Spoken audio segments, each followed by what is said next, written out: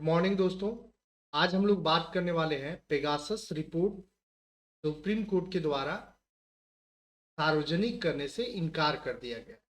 अब हम लोग जानेंगे कि पेगासस कब चर्चा में आया, पेगासस सॉफ्टवेयर है क्या, और सुप्रीम कोर्ट इसका रिपोर्ट सार्वजनिक करने से क्यों इनकार कर दिया।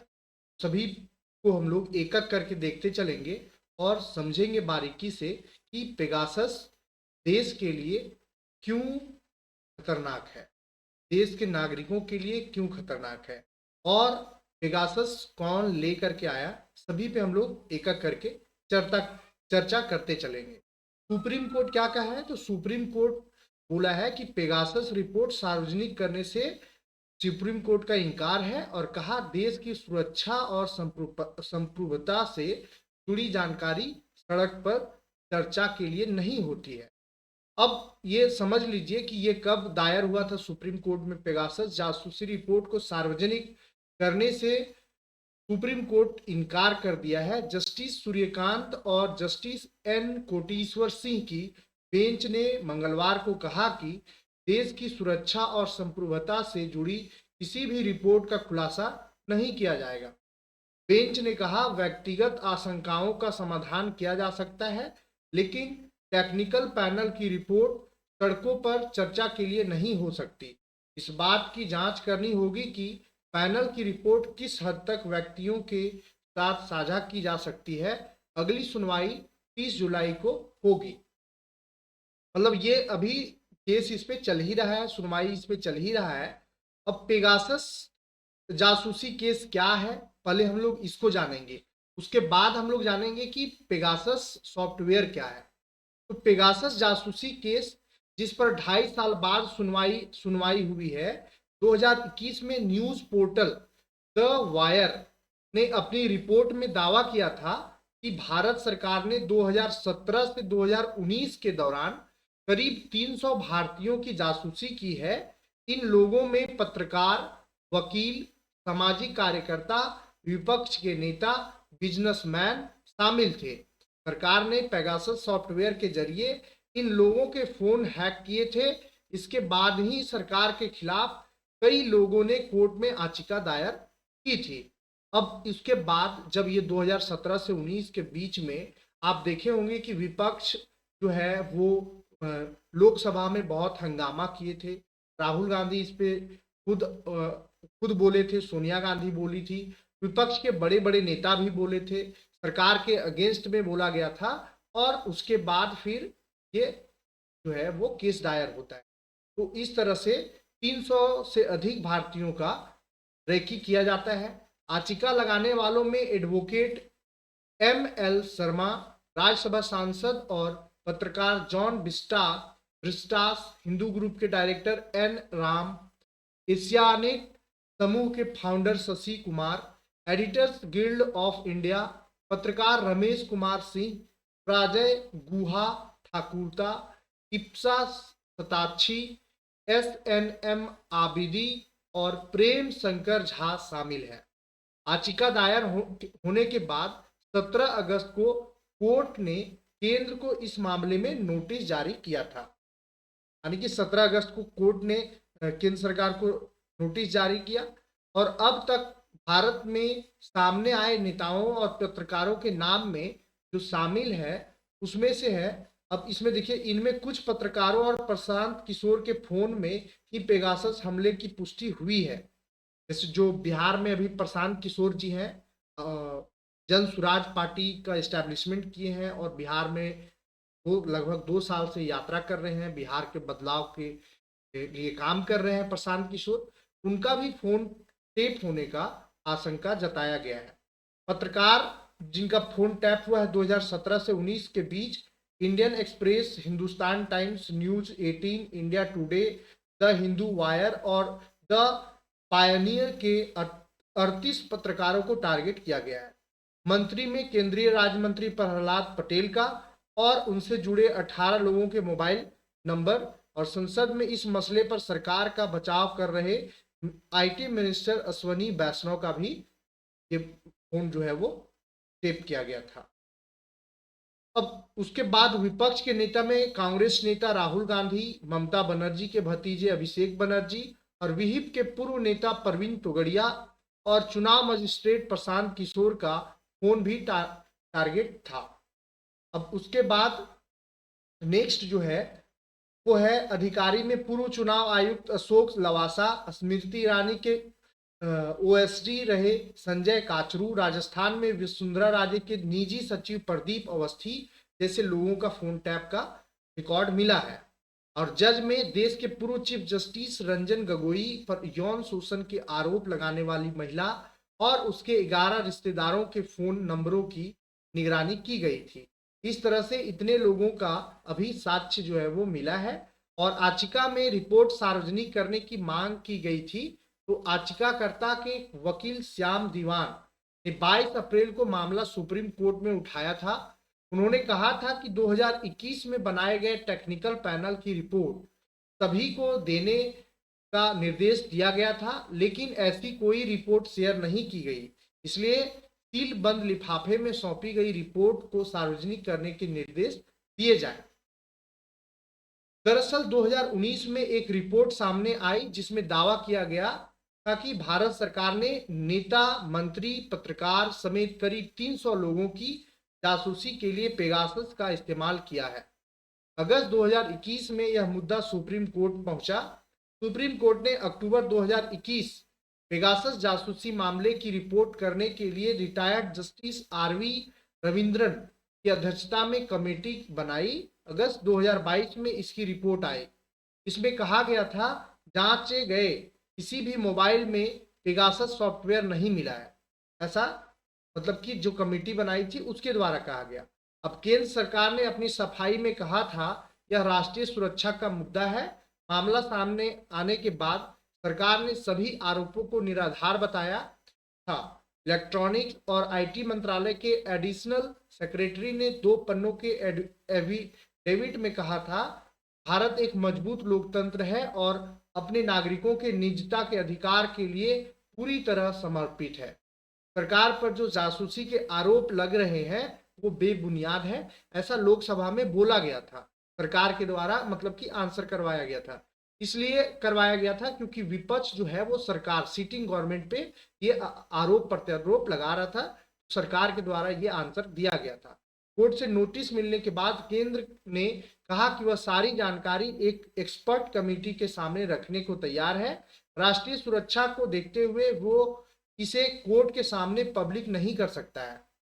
अब इस तरह से केंद्र सरकार का यह मानना था।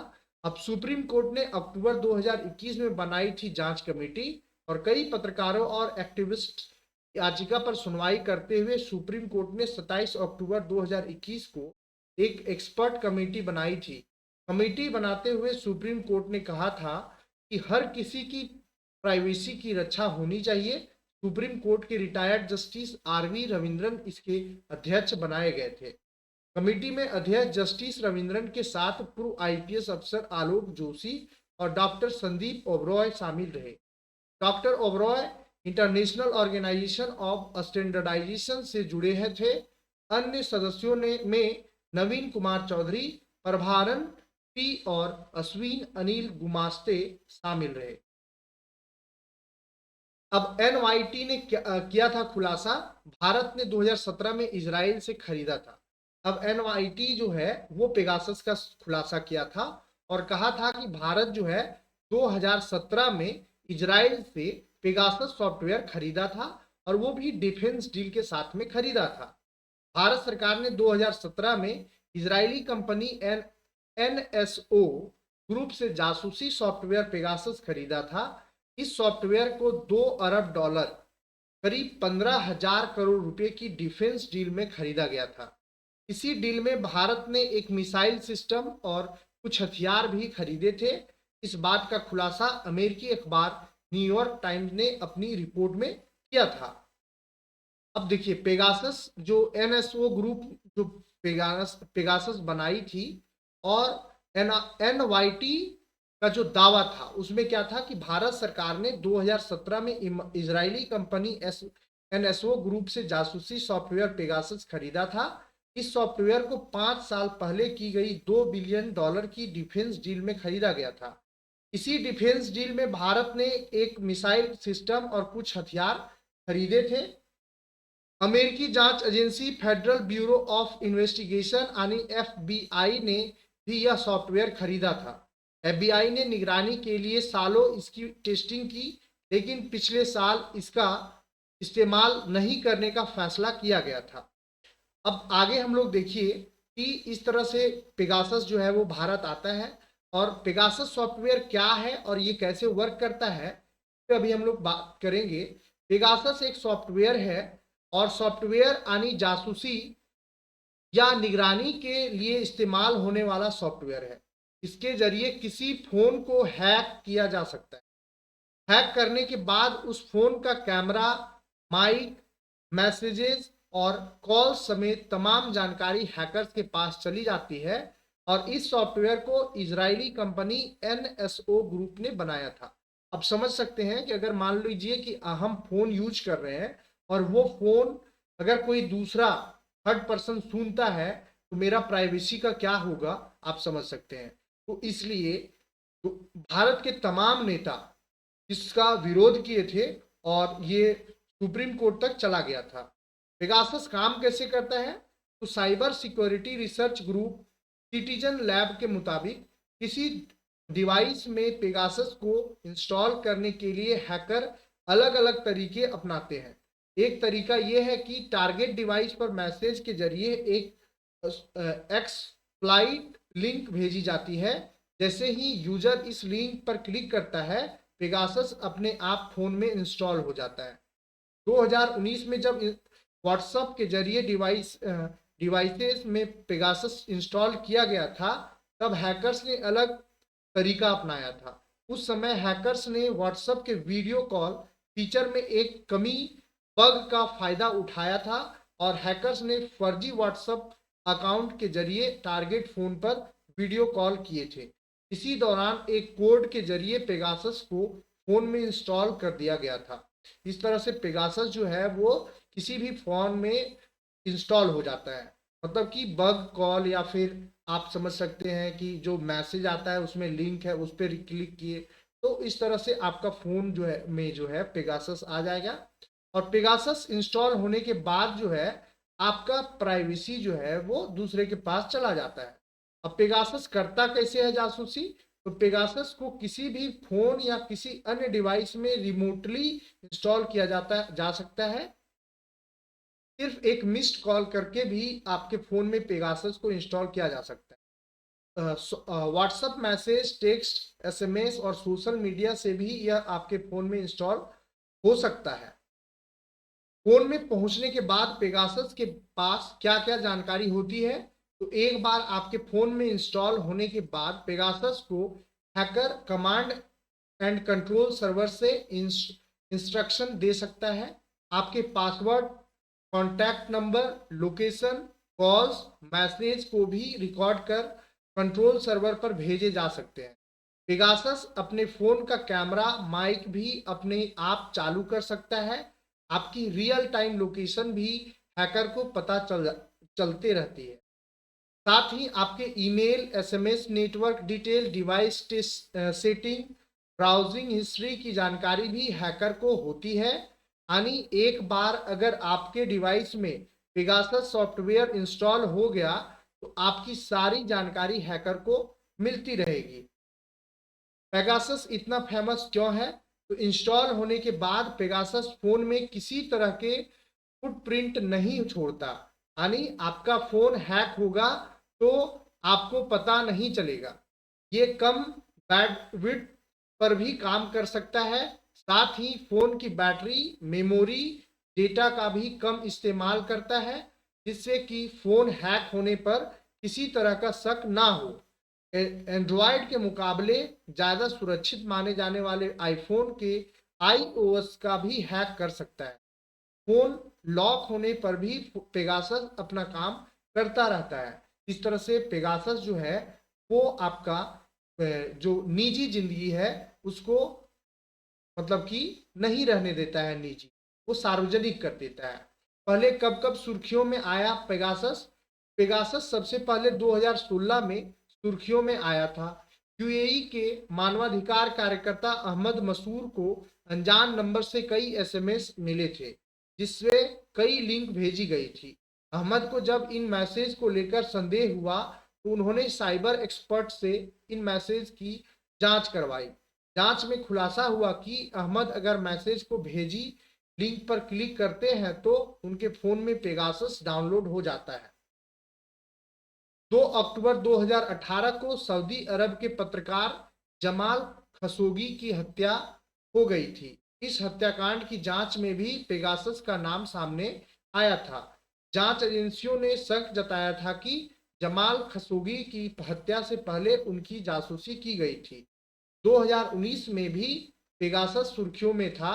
तब व्हाट्सएप ने कहा था कि पेगासस के जरिए करीब 1400 पत्रकारों और मानव अधिकार कार्यकर्ताओं के व्हाट्सएप की जानकारी उनके फोन से हैक की गई थी। इस मामले को कांग्रेस नेता दिग्विजय सिंह ने राज्यसभा में जोर शोर से उठाया था और सरकार पर कई आरोप भी लगाए थे। इसके अलावा मैक्सिको सरकार भी इस सॉफ्टवेयर को गैर कानूनी तरीके से इस्तेमाल करने का आरोप लगे थे। पेगासस जासूसी केस की टाइमलाइन क्या है?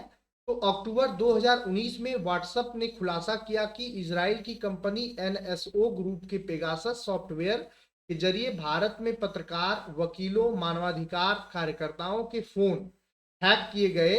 व्हाट्सएप ने एनएसओ ग्रुप के खिलाफ अमेरिका में मुकदमा दायर किया। जुलाई 2021 में पेगासस प्रोजेक्ट के तहत इंटरनेशनल मीडिया संगठनों ने रिपोर्ट पब्लिश की थी। भारत 300 से अधिक मोबाइल नंबर पेगासस के निशाने पर थे। इनमें पत्रकार, विपक्षी नेता, कार्यकर्ता, सरकारी अधिकारी शामिल थे। अगस्त 2021 में सुप्रीम कोर्ट ने 8 याचिकाओं पर सुनवाई की, जिसमें पेगासस जासूसी के आरोपों की स्वतंत्र जांच की मांग की गई थी।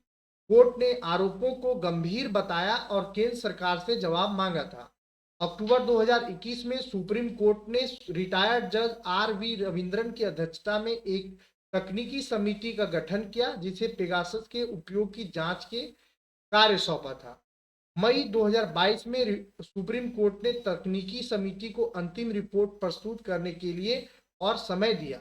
अगस्त 2022 में सुप्रीम कोर्ट ने समिति की रिपोर्ट पर विचार करते हुए कहा कि 19 में से 5 मोबाइल मालवेयर पाया गया, लेकिन यह पुष्टि नहीं हो सकी कि वह पेगासस था। अप्रैल 2025 सुप्रीम कोर्ट ने पेगासस मामले से जुड़ी याचिकाओं की सुनवाई के लिए 29 अप्रैल की तारीख तय की है और इस तरह से पूरा डेडलाइन जो है पेगासस जासूसी का है। आपका पेगासस जासूसी पे क्या विचार है? क्या ये सरकार का सोचा समझा साजिश था या विपक्ष का ब्लेम गेम था? पे आपका क्या राय है? आप कमेंट के माध्यम से जरूर बता सकते हैं। धन्यवाद।